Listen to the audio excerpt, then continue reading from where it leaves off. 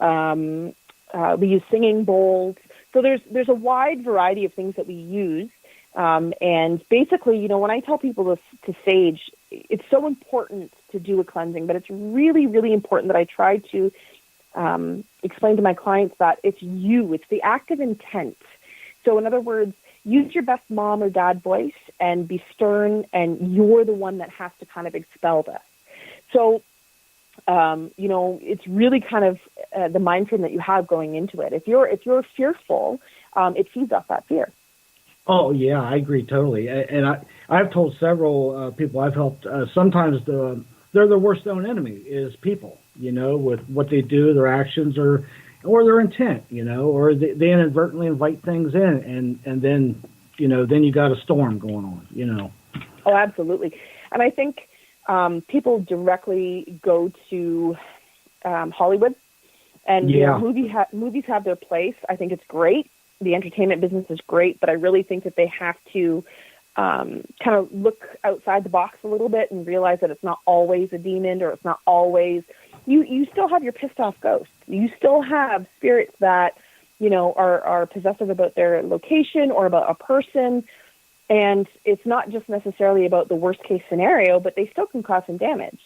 Right. And, I've always said, there is a lot of bad people on this earth walking right now. And, when they die, they become a little worse because they just inherit a superpower where 9 out of 10 people can't see or feel or hear them. So, exactly. So now they've just gotten a little worse. So, yeah, there's some nasty non-living people out there, to say the least, for sure. Oh, yeah. And I think, too, it comes to the point of some people don't even know they're dead. I mean, we've done investigations where we'll use the spirit box, or we'll use, different forms of ITC equipment, and we'll be asking them questions. We don't just ask what's your name or, where do you live? We'll get into how do you feel about things, and do you know when you passed away? And we've had situations where the entity will say, I'm dead. Like they don't even, they realize it. So they're fighting for their right in their home, so they feel. Right. And could you just picture for a minute that you passed on, you don't know it, and say 10 years have went by, could you imagine the mental on the other side, what is going through your mind? What is going, you would be waking up or like every day, like what's going on? Like I would think that would just drive you batty. Absolutely. I feel sorry for these people. In my experience, I have come across a lot of fairly religious entities that, I should say ghosts. I subcategorize. So for me, there's spirits and there's ghosts. Ghosts or the earthbound entities, they're the ones that didn't cross over. So they're the ones that truly haunt, for the word haunting. Then there's spirits. Spirits are the ones that come back. So my grandfather passed away, and I talk about him all the time, but he was a major part of my life. And, he comes back to visit. So even though he's my grandfather, he has passed on. These spirits or ghosts that are stuck in the earthbound realm, they're the ones that truly haunt, and they're the ones that have the hardest time, kind of crossing over. And in my experience, the religion, especially from many years ago, not so much today, but they were afraid of judgment when they crossed over. If the Bible said that, you're going to hell, they were really scared of it. And so, it's kind of, once we make that communication with the entities and make them kind of realize that it's okay, you're okay to cross over, then they're kind of like, oh, I'm out. Salute, I'm gone. Like, they really aren't interested in sticking around because they're cognizant of it now. Right. And it's funny you say your grandfather. My grandfather's sitting over in the chair with me right now. Right on. He's always with me, but he's cool. He watches out for me. But he's done crossover and come back. He looks out for me. He's my passenger. Yeah, that's wonderful. But what do you feel about some of these places that they're pretty much cash cows? You know what I mean? The big places, they charge $100, $150 a head, and you got all these spirits running around, and of course they don't want to cross them over because they're making money. So it's kind of a vicious circle there, isn't it? I have to agree. I think that for the purposes of research, I think it's a wonderful thing to have. If you have a hot spot, of course, it's like a classroom. If we can learn more, then I think it's always a beautiful thing. but capitalizing on things. I guess they have to keep things going. And again, I'm going to support that as far as, keeping the doors open and keeping, the research going. I think that's beautiful. We don't personally charge for any cleansings or any investigations. It's a labor of love for us. I know that there are some teams out there that do that. As far as the businesses that are concerned, cashing in on that stuff, again, I don't necessarily agree with wholeheartedly. But, the entities themselves, how many people are actually bringing these entities in rather than the original ones that were there? We've been to some locations that, the fact that people are kind of opening portal doors or opening the consciousness to that is almost like a white light in a dark room, and it's causing more entities to come into the situation. So, what came first, the chicken or the egg? Were these entities originally there, or did they come because of the communication that's occurring? Right. And, you brought up a good point. Some people, they might have attachments or bring things to other locations with them, and now you've got others mixing with others, and who knows how that could go on the other side. And then who gets the fallout of it, the people that go in and try to investigate or living in the home or whatnot, Yep.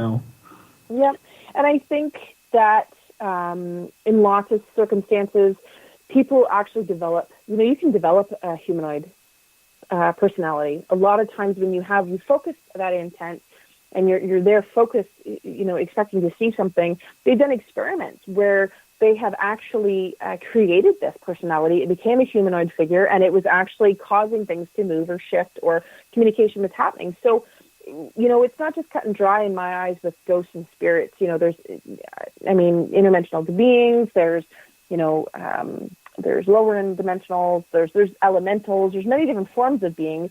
We're not just, talking to the neighbor next door who passed away 20 years ago. Right. Absolutely. And I got to ask you another question. Have you ever been to a place where, it was almost falling down? It's more dangerous to be in there because of the structural of the building than the actual spirits. I mean, that's something to think about too.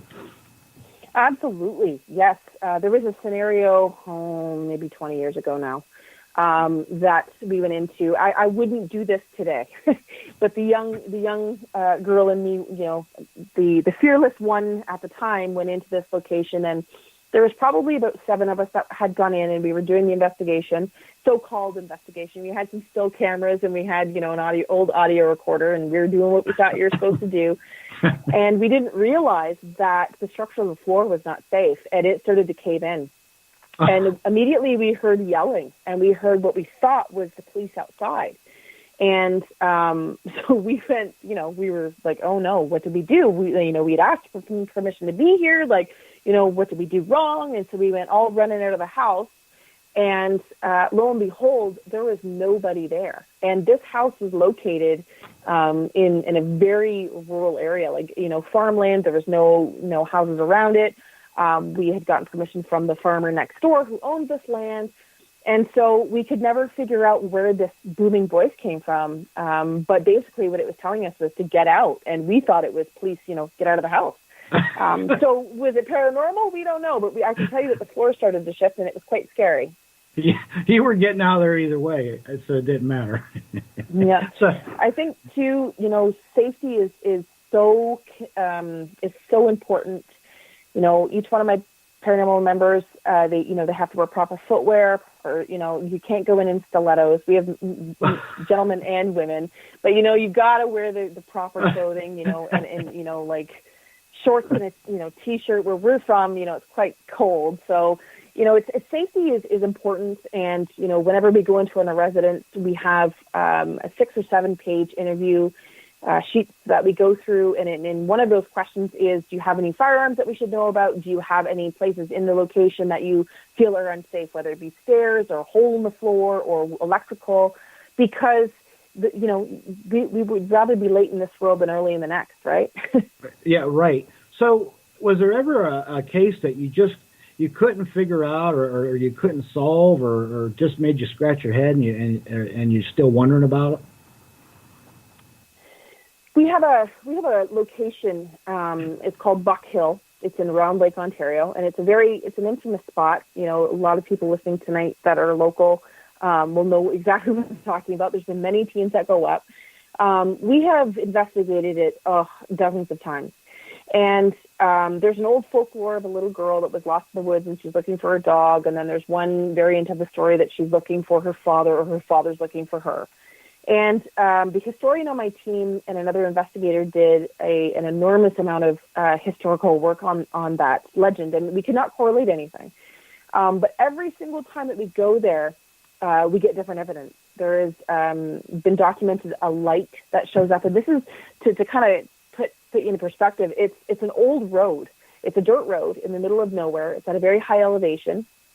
And there's nothing around for miles. There's no houses. It's again out in the country, and they've reported hundreds of people have witnessed this light that comes up.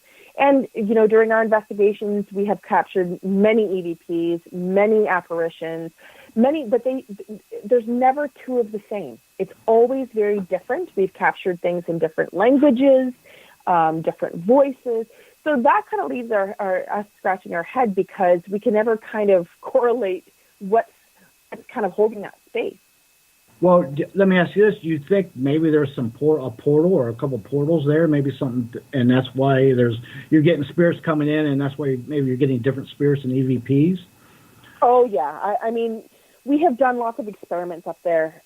We've used tones with sound. We've used different instruments, like musical instruments. We've done many different things to kind of try and correlate some sort of a common denominator. And we have come to the conclusion that we do think that there's some sort of a portal there, or again, it's like a lighthouse. They see the light and they're coming to that area. The electromagnetic fields in that area are off the charts. And when I mean off the charts, I mean like 200s. It'll spike to 200, and then it'll go back down within seconds. And we've actually captured it on film. We took a radio show up there a couple of years ago, and one of the gentlemen were quite spooked because one of our K2 meters is ambient changing pitches, right? So, but it has one sound, one pitch that it will put out. It was literally beeping to Amazing Grace. And I had asked, on the camera, I said, sing us a song because we were hoping to get an EVP. And it actually manipulated the K2 meter to make these noises. And at the end of it, one of the DJs was so kind of upset and he was shaken. And I'm asking him, "Are you okay? Like, you're all right. Any scratches, you're okay." And he pulled up his sleeve, and this was in the fall, so he had been wearing a long sleeve shirt. Nobody saw his arms. And he showed me a tattoo. And this tattoo was of the song Amazing Grace in notes all the way wrapped around his arm. And it was for his sister that had passed away, and her name was Grace. So it kind of played games with us. It does that quite often. It will mimic our voices. It will tap on things. It will move things. But it's always something different. Wow. And again, that place is in the middle of nowhere, so there should be no EMF spikes or anything, like that, right? There's no towers. We don't have our cell phones on. We don't have, we've done an abundance of tests. We've used different K2 meters, Mel meters, like Goss meters. We've used all different ones to try and figure out where this, I guess, natural EMF is coming from. And we can't pinpoint it. It's never in the same spot.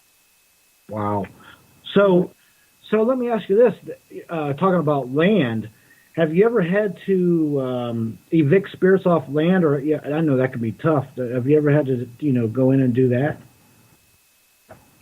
When we do cleansing in a location, I came across a couple pieces of land that, I can't say it was 100 acres, but, an acre or two, that when we do the cleansing, it's important. A lot of people just cleanse the inside of their house. And I always encourage, if you can, if you live in an apartment, it's a little bit different. But, if you live in a detached home and you're able to cleanse the outside of the house as well.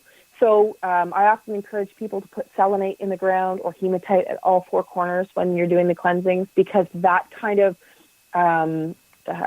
washes over the area that you're living in, and it kind of puts up a perimeter so the energy can't get back in. But like anything else, when I do cleansings, I explain to people, just because you vacuumed the dirt up in your house, it doesn't mean the dirt's not coming back. So it's really important to be diligent about it, and to keep up with your cleansings and to make sure that you're doing it properly, so that the energy does not come back